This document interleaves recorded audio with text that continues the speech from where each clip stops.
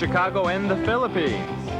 A comprehensive review of the week's special community events, featuring many exciting personalities, handled by the most professional Chicago Philippine Reports TV staff.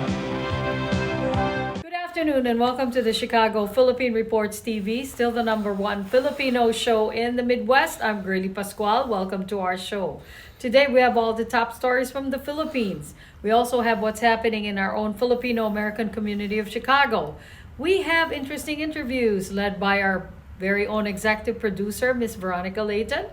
We have Bridget Cotero Carino. All these are coming up and more afterward from our sponsors. Please stay with us.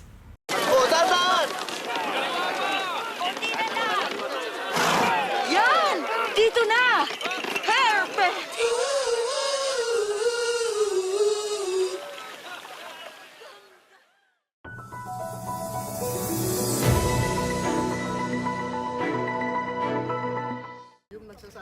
Following a subpoena from the National Bureau of Investigation, 16 of the 18 self-confessed bagmen of ex-lawmaker Zaldico arrived at the Bureau on Thursday morning with attorney Levi Baligod. The NBI was earlier deputized by the Office of the Ombudsman to conduct an investigation into their corruption claims. The 18 individuals, earlier introduced by their lawyer Levito Baligod as former Marines, had filed a joint affidavit detailing the alleged bribes to top government officials. They claim to have delivered huge sums of cash inside several suitcases. After nearly 4 hours of closed-door investigation, NBI Director Attorney Melvin Matibag said the former military personnel declined to answer questions about their joint affidavit and only provided their personal backgrounds. Kasi ang nangyari ngayon, ibinigay lang nila yung mga background lang nila, yung personalities nila. Now of course, we will validate it also with other agencies. Kasi initially ayaw nilang mag-submit nga sa investigation. Sinasabi nila yung subpoena raw para lang sa background check. Pero pag tinignan niyo po natin yung subpoena, malinaw naman yung nakalagay doon na verification dahil doon sa joint affidavit na inisyu po nila. This contradicts Baligod's earlier claims that his clients were ready to fully cooperate with the NBI because they have nothing to hide. Oo, pinayagan ko kahit walang authority ang NBI na i-one-on-one sila dahil kailangan ng abogado sana ang bawat isa, pero pinayagan po namin sila. Wala naman kaming itatago na lihim or ano, no? So, kaya nga sila nag-affidavit, handa po silang panindigan yung kanilang sinasabi. Of the 18 individuals, 2 claim to be members of the Philippine Army. So meron na kagad na diferensya doon, di ba? Tapos doon pala sa sinabit nilang dokumento, yung Army, reservist yung isa, hindi naman talaga siya Army. The NBI also added that they are still determining whether these individuals can be considered potential witnesses in the case. Yung 18 are persons of interest. They can be a witness doon sa sinasabi nilang krimen. They can be a victim sa pangyayaring ito because of the angle. They can be a perpetrator. The remaining 2 alleged ex-Marines were not able to appear due to family matters, according to Baligod. Meanwhile, former Congressman Mike Defensor and his wife Julie Defensor also appeared at the NBI on Thursday. Defensor questioned the summons, noting he only helped provide transportation to the group and he was not involved in drafting their affidavit. Defensor's legal counsel, Attorney Ferdinand Topacio, calls the subpoena a form of harassment and intimidation. Nandito kami bilang paggalang sa National Bureau of Investigation as an institution. Pero para sa amin ay questionable yung ginagawa ng kasalukuyang liderato ng NBI na isasabpina itong mga tao ito. Hindi dapat kami ang pinatawag. Dapat ang imbestigahan yung mga binigyan ng pera. Matibag rejected these claims, adding that the investigation process normally begins by verifying the credibility of the affiants first. Halimbawa po, isa sa inyo nagreklamo, sino po bang unang tinatanong ng investigador? Hindi po ba kayong nagreklamo, tinatanong yung istorya ninyo, yung kwento ninyo, tinitingnan kung tumutugma sa mga pangyayari at mga ebidensyang nakakalap, at yung inireklamo, tsaka natin tatawagin. Yun po yung proseso ng NBI. Just the same, dumating naman po rito si Attorney Topacio, tinanggap namin ng maayos at ang naging desisyon naman po nila is to exercise yung right of silence, para wag ma-incriminate yung sarili. The ex-Marines are set to return to the NBI on March 17 for the continuation of the investigation. Meanwhile, the Office of the Ombudsman said it has also sent a letter to Baligod requesting separate affidavits from each of the 18 ex-Marines for a more accurate and credible narration of facts. Global stocks on a decline again, extending what's been a volatile week as oil prices shot up past $100 a barrel. Here at home, Philippine shares returned to negative territory. Most of the time, people talk about capital gains. People should realize, and I've always emphasized this, looking at inflation as your rate of return. So as long as you're able to probably get a fixed income, allow the money to work for you, you can have an interest between 5 to 6%. In corporate news, Ricky Lazon's Prime Infrastructure is acquiring Colombia's top independent oil producer. It's buying Sierra Coal Energy from the Carlyle Group. The U.S. PE giant had helped Sierra Coal expand in the last 5 years, now accounting for 10% of Colombia's gross oil production. In other news, RCBC kicks off the public offer for its fixed-rate peso-denominated Series G ASEAN Sustainability Bonds due 2029, which will be drawn from its 200 billion peso bond and commercial paper program. The Yuchenko-led bank looks to raise at least $5 billion from the exercise. The bonds will be offered at a fixed interest rate of 6.08% per annum. In earnings, Del Monte Pacific reports sales of $243.8 million, up 20% in Q3, covering the period November to January 31, 2026. This is driven by higher exports of fresh and packaged pineapples, as well as higher sales in the Philippines. Speaking of Philippine sales, that went up 5% to $112.3 million, thanks to higher volume and improved pricing.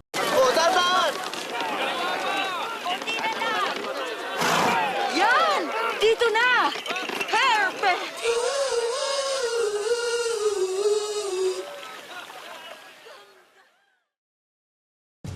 Imagine this is your money and someone wants to take it from you. Who is it? The IRS. Guess what? They want your money and they can take it, all of it if they want. Remember, they sent you that letter right over here that said, hey, you owe us a bunch of cash and we're going to take it from you right now. So what do? You fight back by letting our team of experts work it out with the IRS so you can keep your money. And hey, we're good at what we do. When you hire us, you get a team of guys on your side that know the IRS laws, and we'll fight really hard to save your money. So, if you owe the IRS a ton of cash and you want to keep it, call right now and learn for free how we can help you put it back in your pocket. 5 minutes of your time right now can save you thousands of dollars. And the best part, it's a free call, so please call right now.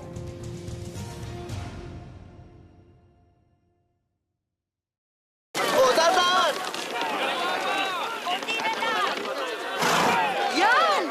Dito na! Perfect!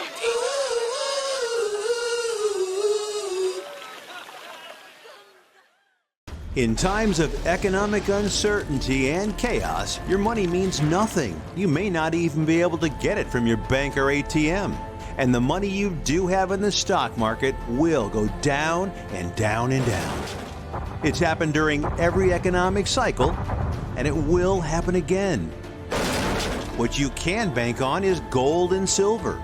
Gold and silver have been a reliable and trusted form of currency for thousands of years. Gold and silver have never been worth zero, and typically gold holds its value and sometimes grows during economic turmoil.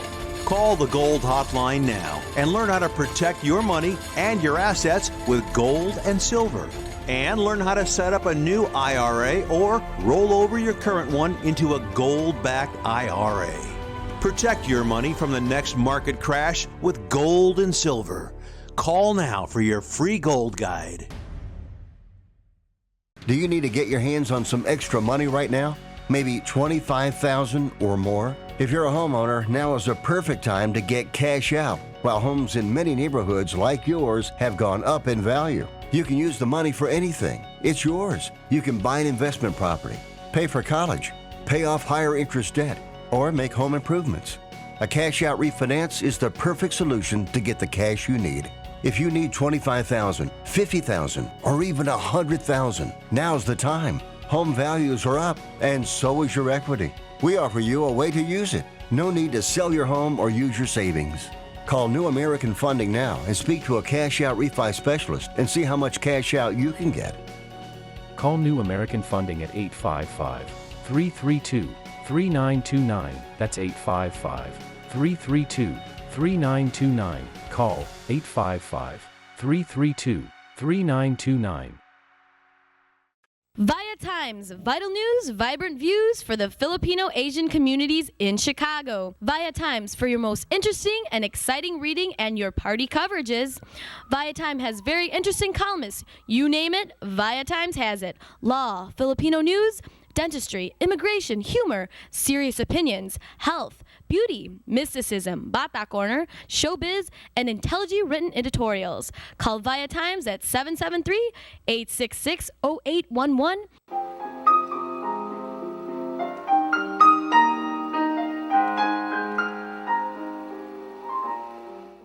Magandang hapon po sa inyo lahat and welcome to Veronica's segment of the show. Today, I have a very young and a talented Phil and his name is Jay Julio. Jay is from New York, Uniondale, New York. He is a violist and composer from New York and a first generation film. All right, welcome to our show, Jay. And about this, you're coming to Chicago from New York, and I think you're doing some kind of road tour with a partner. Your partner's name is Josh. Okay, and you're going to have a scheduled recital sometime in March 4 or 5 here in Chicago. We're doing 2 concerts, both on the 4th and on the 8th. Okay. All right. Okay, Jay, welcome to Chicago. And is this your first time to do this, some kind of a concert or recital in Chicago? Opo, so salamat. Thank you so much for having me. Tagalog? Yeah, just a bit. Oh. But yeah. Okay. My parents are actually Ilocano. But I try my best to represent and try my best to make sure that the lineage continues. So maybe first I can talk about the recitals that are happening starting next week. Is that good? Good. Good on. Okay, so starting on March 2nd and going all the way through the 8th, me and pianist Josh Tatsuo Cullen, who is a Michigan native and also half Japanese, we are embarking on a tour through lots of Michigan and also with these 2 Chicago dates. So March 4th, we have been invited to play on the Dame Myra Hess concert series, memorial concert series that's held by Classical Music Chicago. This is my first time playing a recital in Chicago. I'm very excited. I have played concerts. Yeah, it's wonderful. Really wonderful city. There are many kababayans here, Jay. If you have time to meet them, so many films here, like in New York. I don't know if there's more Filipino population. All right. Okay. So, what is this about a Filipino composer, Nicanor Abelardo? You have some of his pieces that you'll be playing? Is that so? Yes, so I was actually first introduced to Nicanor Abelardo. Unfortunately, not when I was studying classical music, with my teachers in conservatory, but actually through friends who I met when I was first studying in my undergraduate program at Manhattan School of Music. And then we continued talking when I was at Juilliard afterwards. They had come from the Philippines. They studied at UP Diliman. And some of them even coordinated a concert together maybe 2 years ago, we went together to the Philippines to play there in UP. I don't think at Abelardo Hall. Possibly. I would have to take a look. Anyway, they were singers, and so they introduced me to the art song of Abelardo and many of his contemporaries, his teachers, and also his students. So for those who don't know, Nicanor Abelardo is one of the great composers in Filipino classical tradition. He wrote many kundiman, as well as other concert pieces for piano and for orchestra.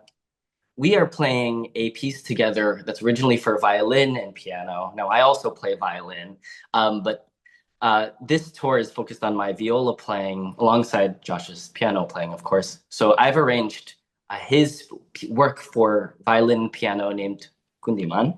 It's in the same tradition, but it's just for an instrument instead of for a voice.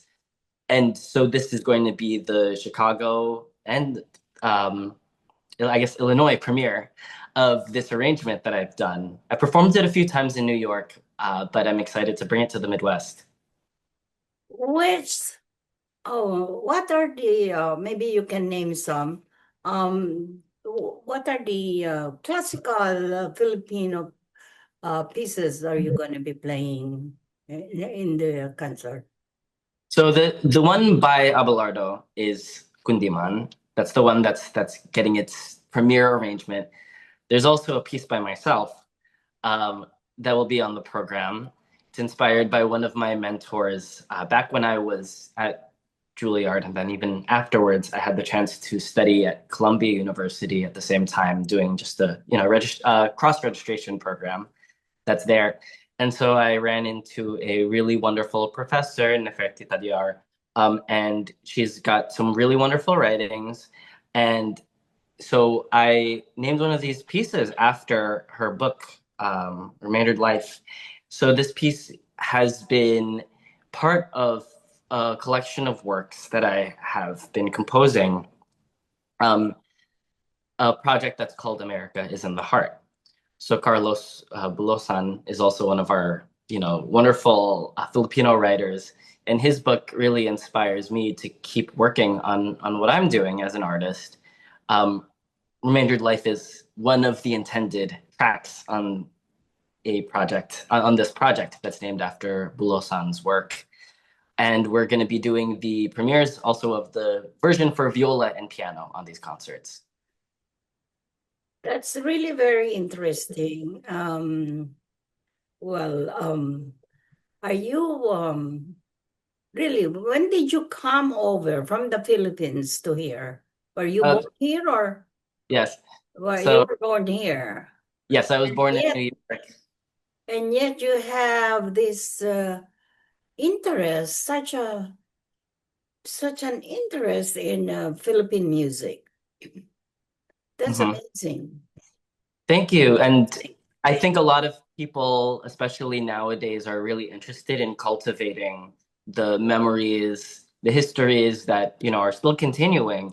And I think it's especially important that those of us who are in the US now are able to, bring back, of course, what's here in America, but also learn from all the wonderful things that are in the Philippines that people continue to create. I'm happy to represent Filipinos in classical music, since there are so few of us. It's very common, obviously, for people to be great singers in like pop styles or even in R&B on Broadway. There are so many Filipinos, very well-known Filipinos. But of course, it's difficult in classical music to start when you don't have all of the advantages that perhaps other people have. Is there a big tradition of playing violin in the Philippines? There's some, actually, and it's been really wonderful to get to know the traditions that are there from visiting UP and seeing the playing there and teaching there a little bit.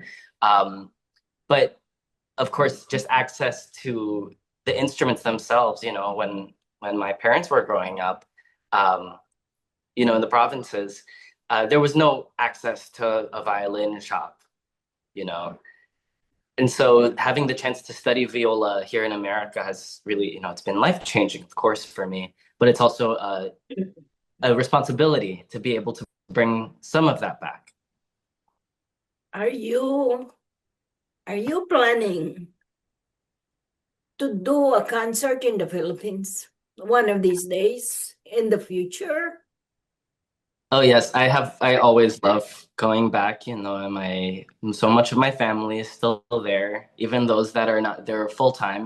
We love to come back, and it's been, of course, a big dream of mine to go back uh, to Manila, and play in the big halls. But it's also a dream of mine to go through the provinces, places where maybe people have never heard of a viola, and be able to introduce some of that. And also to be able to go around and to hear the music that is around. There's a wonderful guitarist, I believe his name is Florante Aguilar, and he made this really incredible documentary about the Jaranistas and the sort of the dying tradition of Harana, which for those that know, but it was very common, generations ago for this style of young men serenading their intended wives or people that they were courting through song. And so much of that is of course embedded deeply in works like the Kundiman by Abelardo that we are going to be playing. But I think it's also very important for us as Filipinos, to have deep musical traditions like that, and I don't want to lose it. I'm so proud of you. Oh, thank you. Very proud of you. Hearing such a young person to be so in love with the Philippine music. Okay. I mean, maybe you can compare in a few words the beauty of the Philippine music versus the others. I think I was immersed so much in hearing Filipino music, especially old recordings, even OPM, I think represents this. It's very heartfelt. It's dramatic, I think the big stereotype is that Filipinos are dramatic. But it's genuine, very, very genuine feeling. Okay. All right. I really like you, Jay. Okay. One important question before we sign off. Why of all the musical instruments did you choose choose the viola? Okay, All so the musical instruments. I mean, there's piano, there's guitar, there is cello, a violin, and etc. etc. Okay, so why viola? So I should say that it's not like I had no musical training growing up. When I was younger, I, of course, loved to sing. There's always karaoke around. I often was called to be the wedding singer when I was younger. You know how it is. And of course, I also grew up in many diverse like church situations, and so I was exposed to a lot of music that way. But I didn't start playing an instrument until we started in public school. I moved around a bit. So I was in sixth grade. I was 11 years old when I started playing violin, and I sort of got thrown into it. And the orchestra teacher there, who is now a dear mentor of mine, we talk all the time. I think she had very high hopes for me.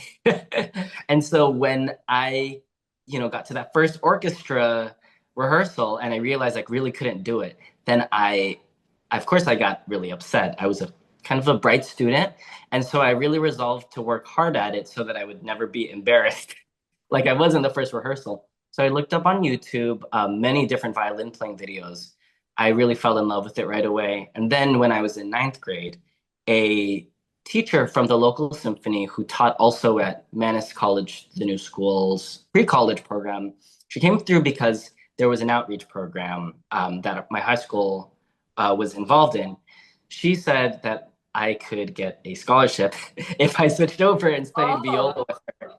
And I had never had private lessons before, so I jumped on the opportunity, and then the rest was history. And I play both, professionally. My last tour experience was actually playing with Hamilton, the musical, on tour for over a year.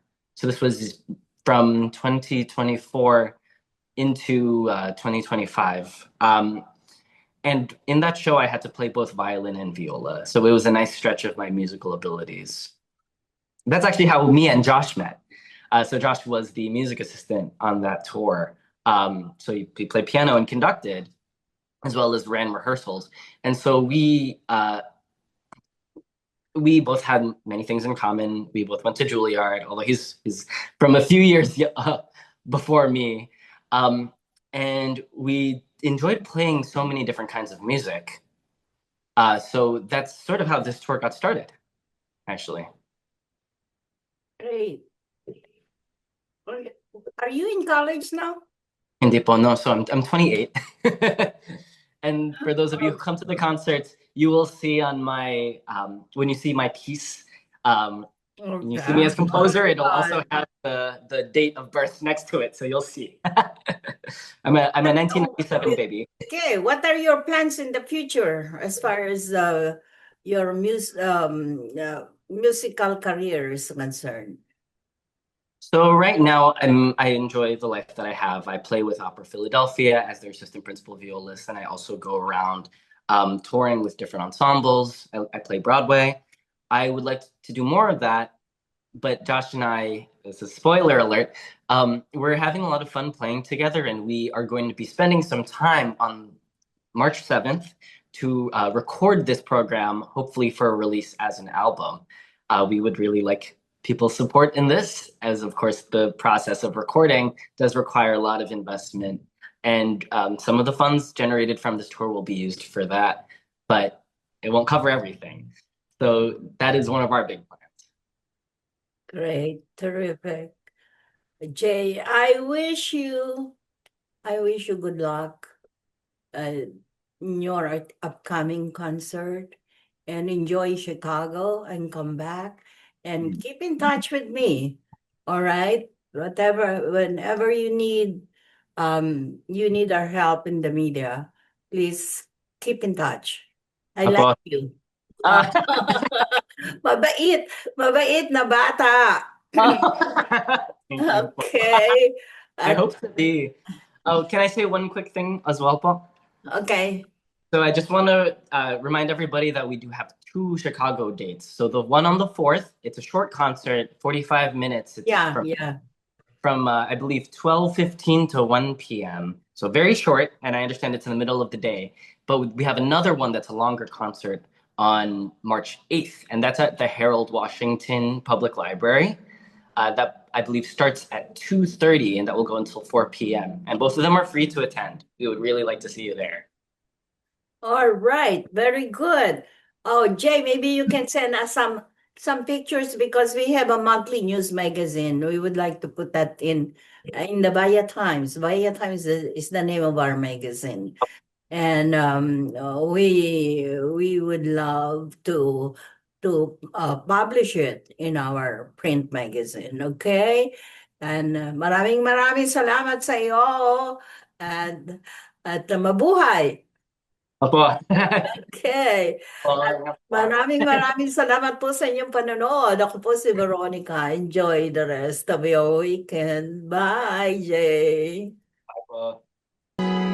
Kung natapos ko ang aking pag-aaral, di sana'y mayroon na akong dangal na ihaharap sa'yo at ipagyayabang. Sa panaginip lang ako may pagdiriwang. Yaman at katanyagan sa akin ay wala. Katisigan ko ay bunga ng isang sumpa. Ang aking inay ang tangi kong tagahanga. Sa panaginip lang ako may nagagawa. This is a prayer and a reminder. All we have is now. Anak, umuwi ka na.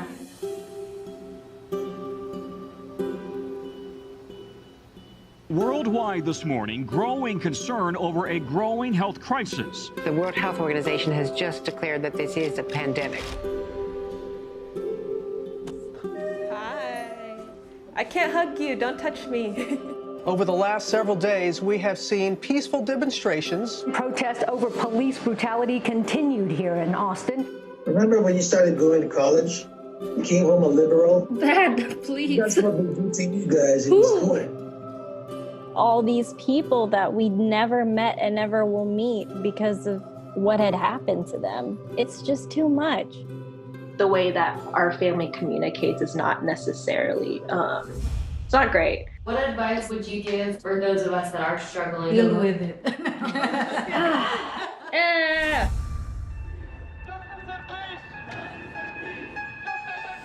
I think the norm for our community has been to just stay silent and like keep to your own business. I could definitely be doing more than I'm doing right now, and I know that others can as well. What if someone is called from God to be an activist? I can answer that question. Shouting revolution, oh wow, breaking each tradition. You don't believe in the Black Lives Matter movement? An advocacy group reporting at least 3,800 anti-Asian hate incidents since last March. I'm kind of conflicted. I'm like, maybe I should move home and be here with them. I hope that this moment makes you take a step forward and a step together in the right direction. In order for a subject to not be taboo in our community, there always has to be like someone to start that conversation. You speak up for me when I can't speak up for myself. And I've seen you do that for other people. I see a lot of people who just kind of cut off friends and family, and I don't think I can do that. I love my parents. This is a symbol of our voices. If you look at your neighbors around you, you will see who stands with you, who stands for you.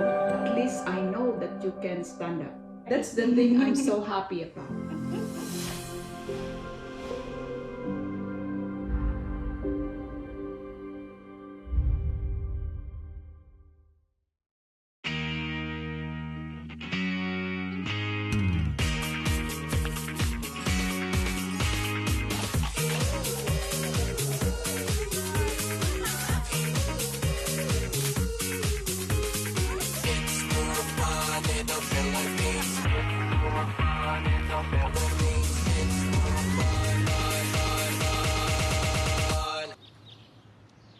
It's more fun in the Philippines.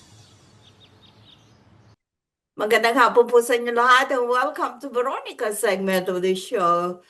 Today, I have this very popular gentleman who is really very active and very busy these days campaigning for an electoral position. And his name is, he was a former commissioner of Cook County, and I can call him commissioner. His name is Mr. Commissioner Richard Boykin. Hi, Mr. Boykin, how are you? How you doing, Veronica? I'm so honored to be on the show. Thank you for having me. Thank you too. You're welcome. And Mr. Boykin is currently running for the U.S. Congress 7th Congressional District, right? That is correct. Okay, so his time is really very, very hectic these days because as of today, it's the start of the mailing, election Early voting already by mail. right? Early voting started today. It goes through March 16th, and vote by mail has already started uh, prior to today. So people are mailing their ballots back in. And of course, people can go to the early voting sites. And if people need to know where those are in the 7th district, they can go to my website at richardboykinforcongress.com. And if they will, punch 39 for Richard Boykin. If you want lower costs, more jobs, and safe neighborhoods, punch 39. All right. Okay. Well, I'm happy to report here that we gave the Biotimes gave a formal endorsement for Mr. Boykin, and and we were happy that we did it for him. He's a rightful candidate. All right.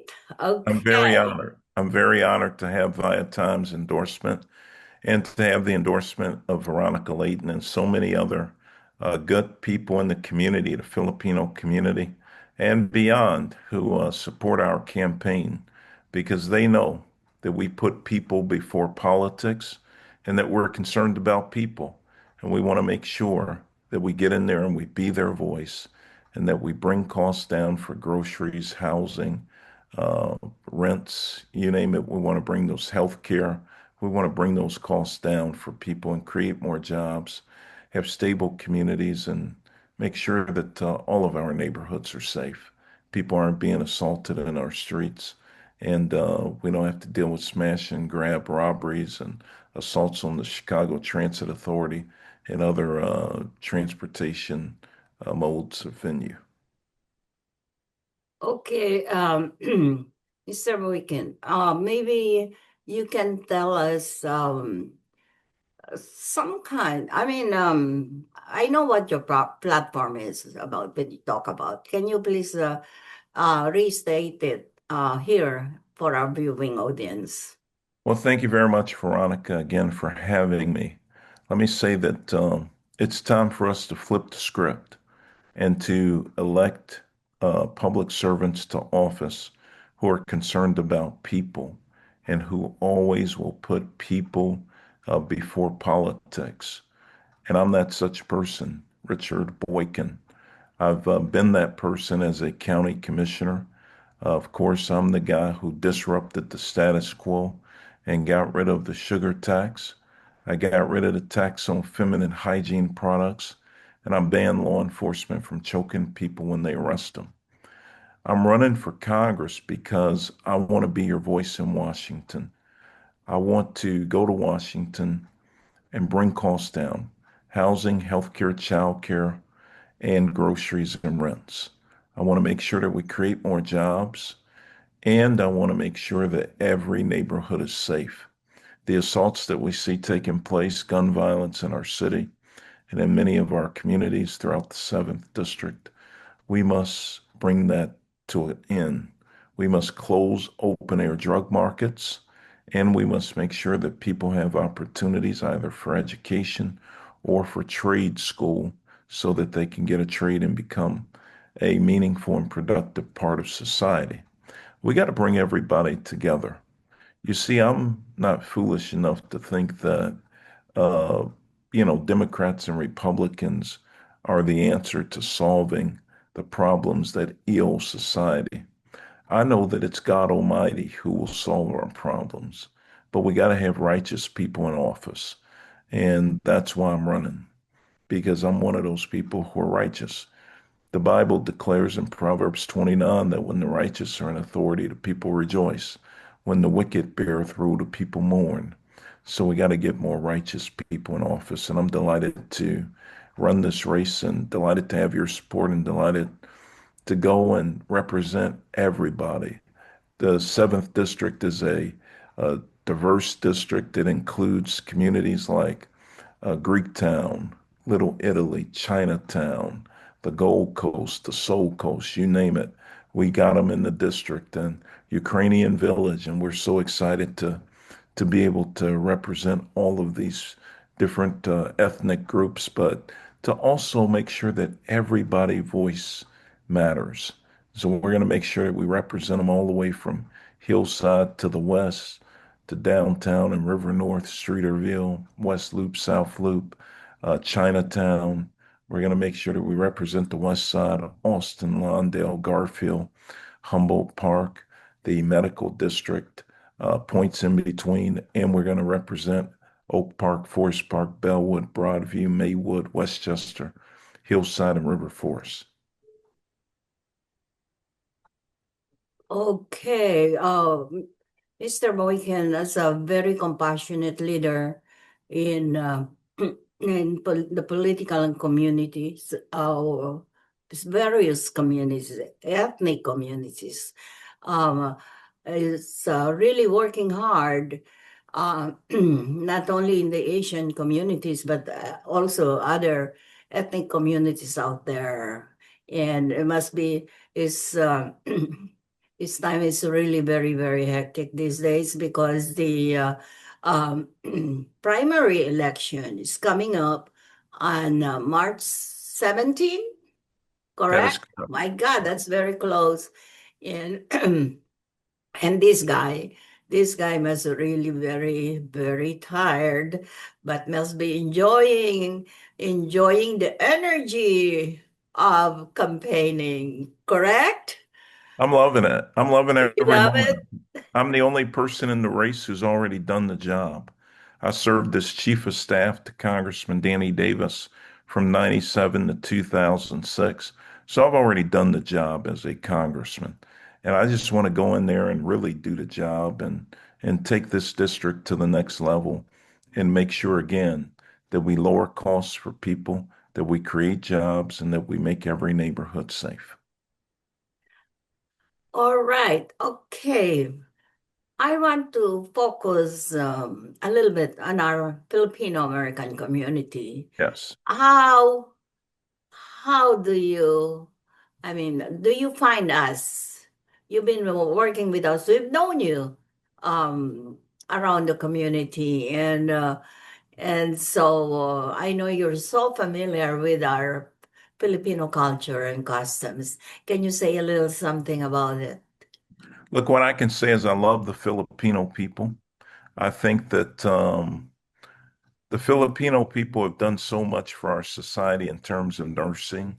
A lot of Filipinos are nurses, doctors, lawyers, but it seems like you all have that warmth of spirit that helps to move society forward and that helps people. A lot of Filipinos are what we call caregivers as well. That is a real ministry to help people who are sick, to help them get back to wellness. And of course, some people who have basically been given a certain amount of time to live, to help them make their transition with dignity. And so I know that about the Filipino people, and I know that you all have some great desserts and great food in terms of just cultural food. But you're a loving kind of people that we need more of in this society.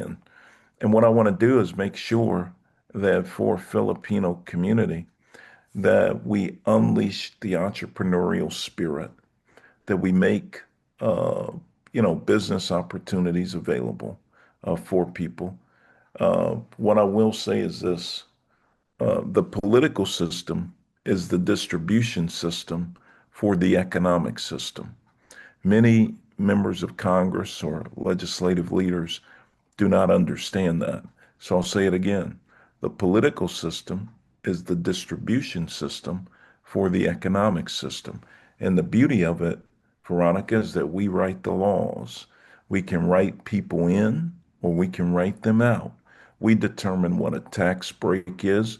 We determine what welfare is as a legislative body.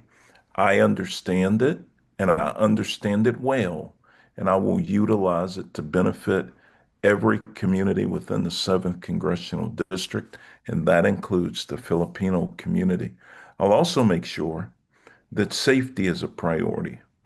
throughout Chinatown, throughout other parts of Asian communities where community members have been discriminated against, community members have had assaults against them.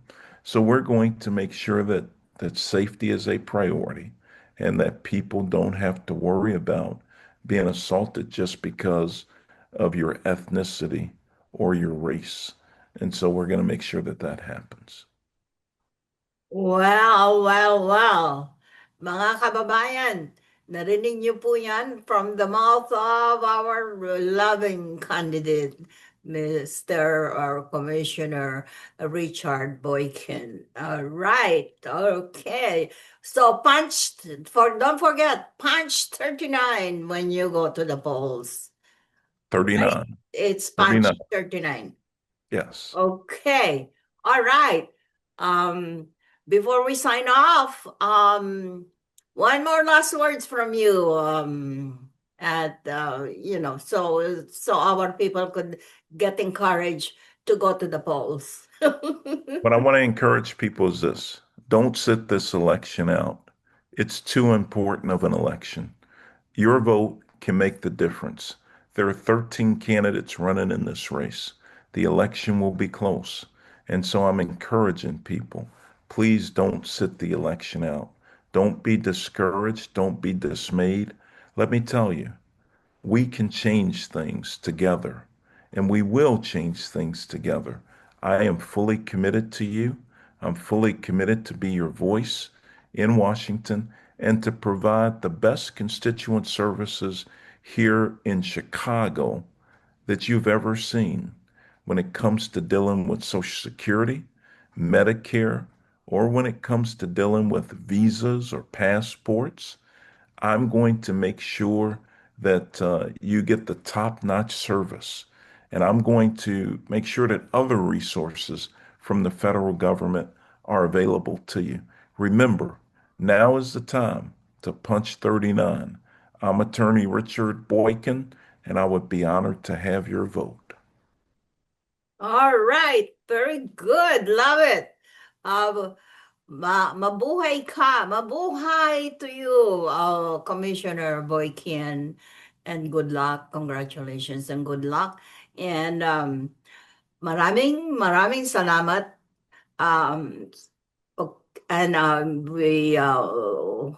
Mabuhay again. Okay. All right. Thank you for gracing our show today, and wishing you all the luck in the world for Chinese Lunar New Year. Okay. All right. Bye now. Thank you so much. God bless you. Thank you. God bless. Okay. Bye-bye. We would like to welcome all of you to Baladna Jewelry. We have a very big selection of 21 karat gold jewelry imported from the Middle East, from Dubai, Saudi, and Bahrain. And we have a very big selection of diamond. We offer free financing for 6 months, and we have a layaway system which you can leave your stuff for 3 months. We repair gold and we buy old gold. Welcome to Baladna Jewelry. Salamat po.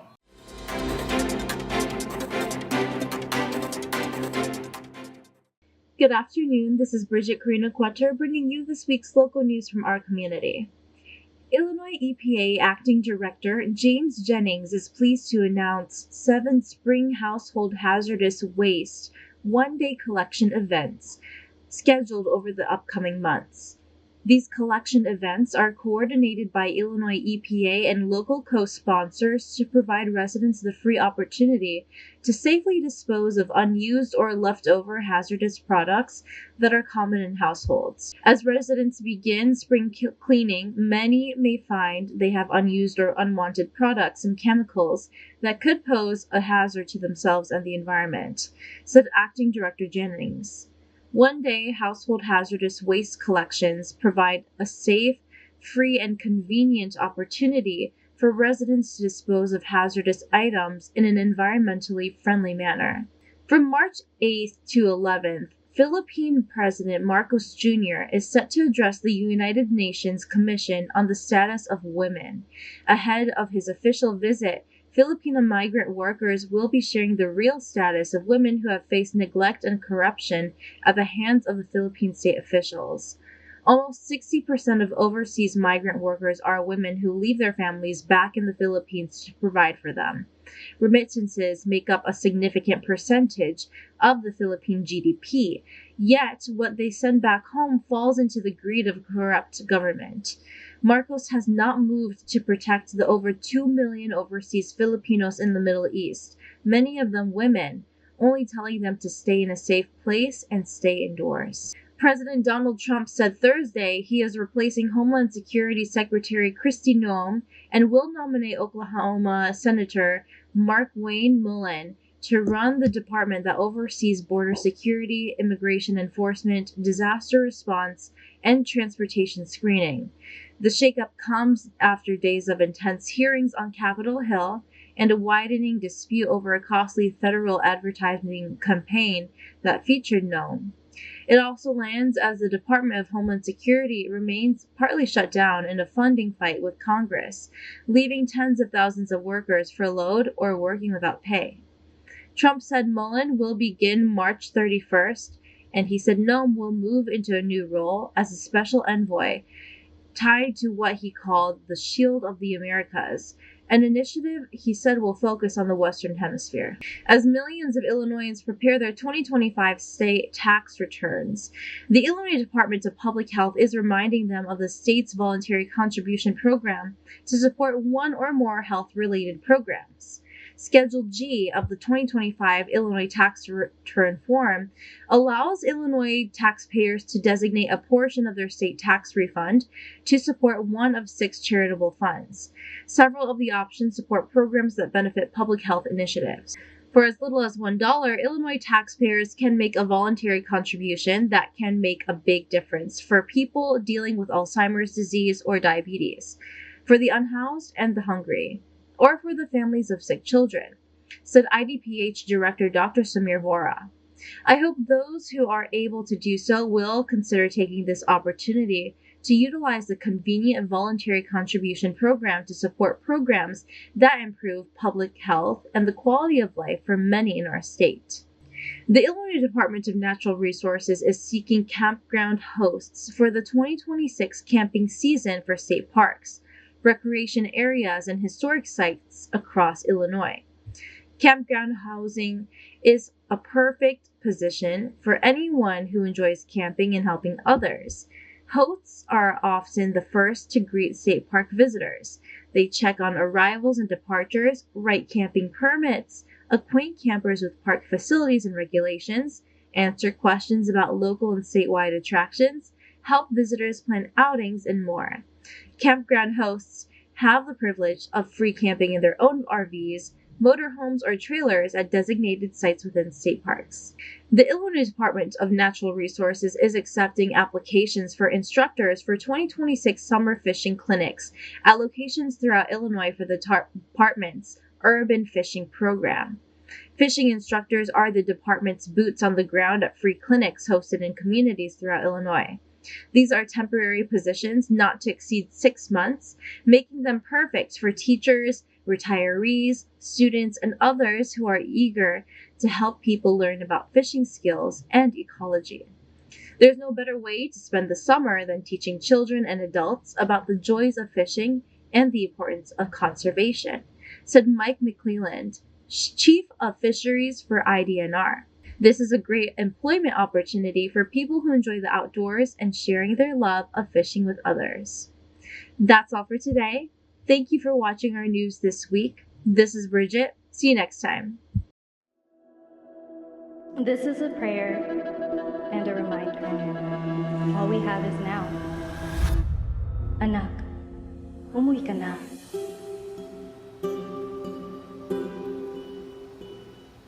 Worldwide this morning, growing concern over a growing health crisis. The World Health Organization has just declared that this is a pandemic. Hi. I can't hug you. Don't touch me. Over the last several days, we have seen peaceful demonstrations. Protests over police brutality continued here in Austin. Remember when you started going to college? You came home a liberal? Dad, please. That's what we did to you guys. It was good. All these people that we never met and never will meet because of what had happened to them. It's just too much. The way that our family communicates is not necessarily, it's not great. What advice would you give for those of us that are struggling? Deal with it.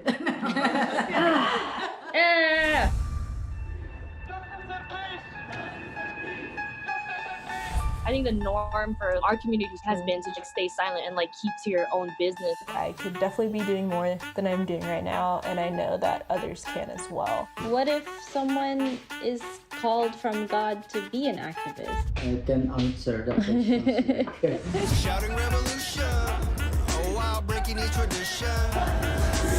You don't believe in the Black Lives Matter movement? An advocacy group reporting at least 3,800 anti-Asian hate incidents since last March.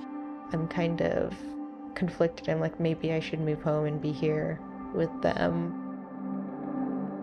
I hope that this moment makes you take a step forward and a step together in the right direction. In order for a subject to not be taboo in our community, there always has to be like someone to start that conversation. You speak up for me when I can't speak up for myself. And I've seen you do that for other people. I see a lot of people who just kind of cut off friends and family, and I don't think I can do that. I love my parents. This is a symbol of our voices. If you look at your neighbors around you, you will see who stands with you, who stands for you. At least I know that you can stand up. That's the thing I'm so happy about.